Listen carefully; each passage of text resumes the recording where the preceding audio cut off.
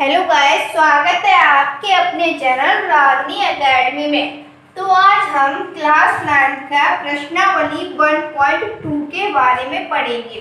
तो उसका पहला सवाल है, नीचे दिए गए कथन सत्य है या असत्य है, कारण के साथ अपने उत्तर दीजिए। तो मुझे इनका जो ऑप्शन दिए ये सत्य है या असत्य है, ये मुझे बताना है। तो हमारा फर्स्ट है, प्रत्येक अपरिमेय संख्या एक वास्तविक संख्या होती है। देखिए, अपरिमेय संख्या एक वास्तविक संख्या होती है। तो वास्तविक संख्या की डेफिनेशन जानिए, यानी परिभाषा जानिए। तो वास्तविक संख्या हमारी क्या होती है, जिनमें सभी संख्या आ जाए, यानी अपरिमेय संख्या, परिमेय संख्या, पूर्ण संख्या, ये सभी संख्या आ जाए तो हमारी क्या होती है, वास्तविक संख्या। देखिए, मान लीजिए जैसे 1, 2, √5, -1, -2, ये डॉट डॉट डॉट, ये सारी संख्या आ जाए, ये क्या होती है, वास्तविक संख्या। और हमारी अपरिमेय संख्या क्या होती है, हमारी अपरिमेय संख्या होती है √3, √4, √5, इस तरह dot dot dot dot dot होते हैं। तो जो हमारी अपरिमेय संख्या होती है वो हमारी क्या होती है, जिनको P/Q के रूप में नहीं लिखा जा सकता, वो हमारी अपरिमेय संख्या होती है। तो देखिए, जो हमारी अपरिमेय संख्या √5 है, क्या इसमें आई है, हाँ आई है। तो ये कथन क्या है, हमारा सत्य है। क्यों है कि प्रत्येक अपरिमेय संख्या एक वास्तविक संख्या होती है। तो हमारी जो वास्तविक संख्या ये है, तो अपरिमेय संख्या वास्तविक संख्या में आ गई, तो हमने ये जान लिया कि हाँ होती है, तो ये हमारा क्या सत्य है। क्लियर। अब नेक्स्ट देखते हैं, संख्या रेखा का प्रत्येक बिंदु √m के रूप में होता है, जहां m एक प्राकृतिक संख्या है, ये दिया है।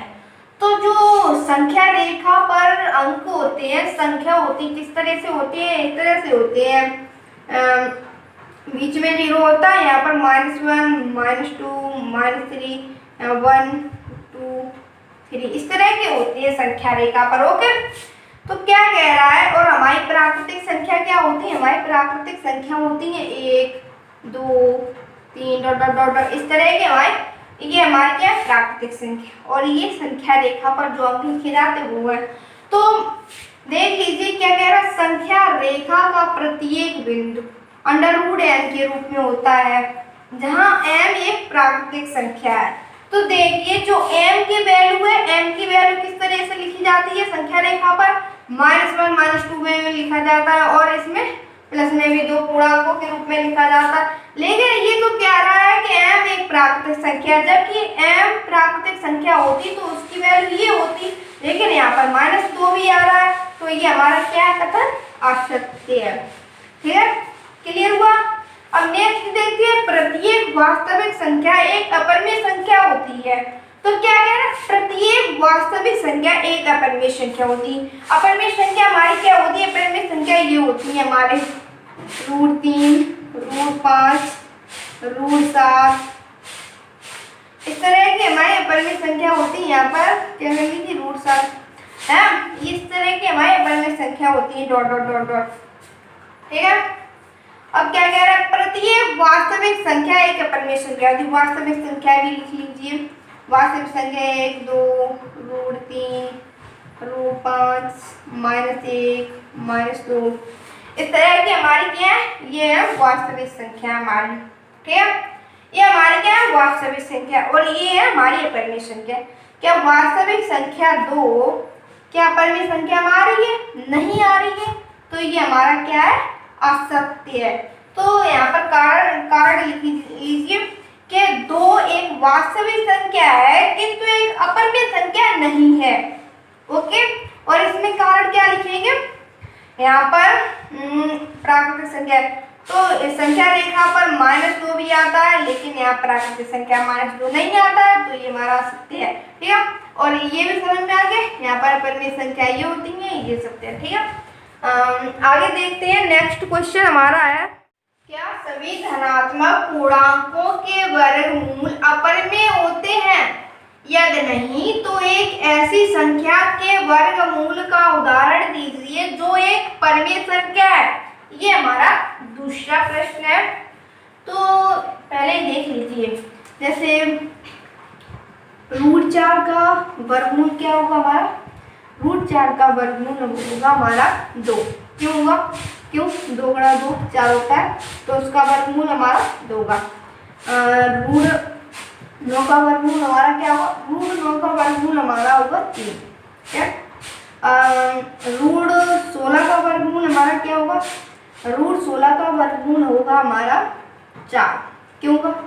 4 गुणा 4 = 16, तो इसका वर्गमूल 4 होगा। इसी तरीके से √5 का वर्गमूल जानिए, वो √25 का वर्गमूल जानिए, तो हमारा होगा 5। है, ये हमारे वर्गमूल इस तरह के निकालिए। अब क्या कह रहा है? क्या सभी धनात्मक पूर्णांकों के वर्गमूल, धनात्मक पूर्णांक हमारे क्या होते हैं? धनात्मक पूर्णांक हमारे होते हैं जैसे 1 2 3 4 5 6 7 8 9 डॉट डॉट डॉट डॉट, ये सभी क्या हमारे धनात्मक पूर्णांक। ठीक, अब क्या कह रहा है? वर्गमूल, सबके वर्गमूल यानी अंडर चढ़ा दीजिए वर्गमूल लेने के लिए, सब पे अंडर चढ़ा दीजिए। है, वर्गमूल अपरिमेय होते हैं। अब देखिए इनका वर्गमूल लीजिए, यहाँ 1 हो गया, 4 का वर्गमूल 2 हो गया, 9 का वर्गमूल हो गया 3। क्या कह रहा है? यदि नहीं तो एक ऐसी परिमेय, वो एक ऐसी संख्या के वर्गमूल का उदाहरण दीजिए जो एक परिमेय संख्या है। तो देखिए ये धनात्मक पूर्णांक है, तो जो इनका जो हमने वर्गमूल लिया तो उनमें हमें कुछ तो परिमेय संख्याएं मिली, ये 1 2 3, ये क्या मिली हमें? परिमेय संख्या। और कुछ मुझे मिली अपरिमेय संख्या, जिनका वर्गमूल लेने पर हमें मिली अपरिमेय संख्या, अपरिमेय संख्या। तो हम ये तो नहीं कह सकते हैं कि सभी धनात्मक पूर्णांकों का वर्गमूल लेने पर अपरिमेय संख्या निकलती है, ये तो नहीं कह सकते हैं। तो हम क्या लिखेंगे यहाँ पर? क्यों नहीं कह सकते? क्योंकि जो हमने वर्गमूल लिया तो 1 का हमारा 1 2 3, ये जो हमारी आएगी हमारी तो अपरिमेय संख्या है, तो ये हमारा क्या है? कथन असत्य है। तो हम किस तरह से लिखेंगे? हम लिखेंगे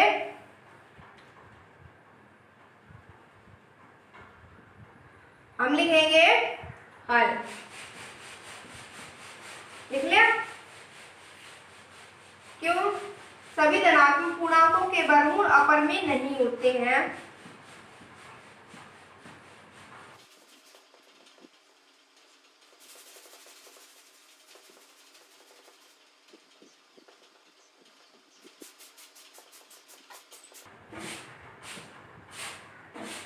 क्यों नहीं होते हैं? क्योंकि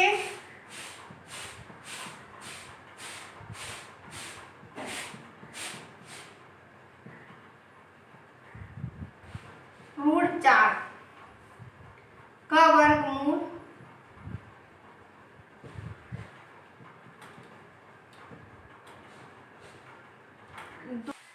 √4 का वर्गमूल 2 है, जो एक परिमेय संख्या है।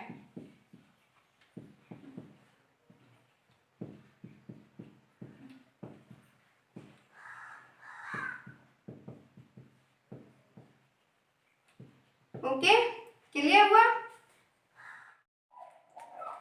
संख्या रेखा पर √5 को किस प्रकार निरूपित किया जा सकता है? हमें संख्या रेखा पर निरूपित करना है √5 को, तो इसके लिए हमें पाइथागोरस प्रमेय आनी चाहिए। अगर आती है तो अच्छी बात है, और नहीं आती है तो अच्छी तरीके से समझ लीजिए। तो पाइथागोरस प्रमेय,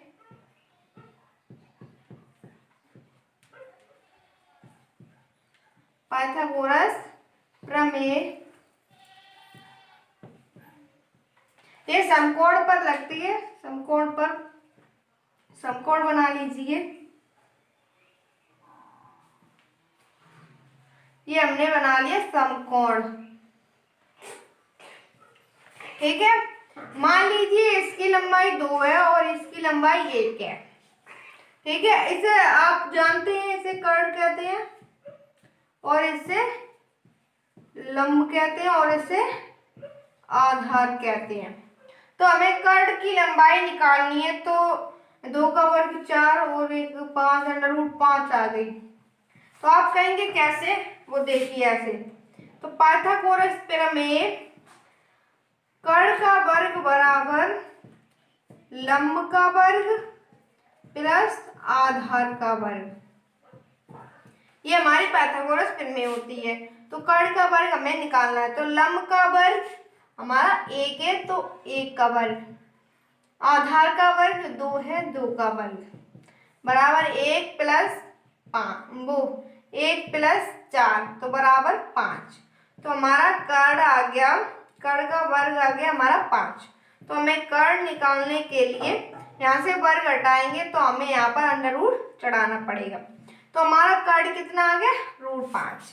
अब ये है, इसकी लंबाई इतनी है √5। अगर इसको हम इधर ले जाएंगे तो भी हमारी √5 ही लंबाई रहेगी, अगर मैं इधर लाए इसको इधर लाएंगे तो भी हमारी √5 ही रहेगी। जैसे घड़ी की सुई की तरह मान लीजिए ये हमारी सुई है, ये हमारी सुई है, मान लीजिए जो ये हमारी है सुई, तो ये घूम रही है, इधर घूम रही है या इधर घूम रही है, तो इसकी लंबाई तो हमारी वही रहेगी, ना केवल बढ़ेगी और ना घटेगी। तो इसकी लंबाई हमारी वही रहेगी। तो ये घड़ी की सुई मान लीजिए आप, तो इसे हम यहाँ पर है, इसे हम इधर लाएंगे घुमाएंगे, तो हमारी तो भी यही रहेगी, इसकी √5 ही इसकी लंबाई रहेगी। तो चलिए संख्या रेखा के द्वारा समझते हैं। तो इसे घुमाएंगे तो उसकी लंबाई तो वही रहती, घड़ी की सुई की तरह मान लीजिए आप। तो मैं एक संख्या रेखा बनाते हैं, रेखा खींच लीजिए, लाइन खींच लीजिए। तो ये हमने एक लाइन खींच ली, बीच में 0 बना लिया, 1 2 3, 3 लिखना चाहते हैं 3 लिख लीजिए। तो हमारा आधार कितना था, 2 था हमारा आधार, तो हमने आधार हमारा 2 था, तो 2 तक हमने डार्क लाइन कर ली। अब हमारा लंब कितना था, हमारा लंब था 1, तो 1 सेंटीमीटर की हमने रेखा खींच ली, लाइन खींच ली। अगर आता है तो अच्छी बात, और नहीं तो सीधी लाइन खींच लीजिए और इसे हम मिला देंगे। और इसकी लंबाई हमने जो ज्ञात की थी, उसकी लंबाई हमने √5 ज्ञात की थी। ठीक है, अब ये घड़ी की सुई की तरह आप मान लीजिए, अगर ये इधर घूमेगी, इधर ऐसी आएगी घूमेगी, तब भी इसकी √5 ही लंबाई रहेगी, रहेगी कि नहीं रहेगी। तो इसे हम बिंदु P मान लेते हैं और इसकी लंबाई हम लिख देते हैं √5। तो हम यहाँ पर क्या लिखेंगे, बिंदु P √5 को दर्शाता है।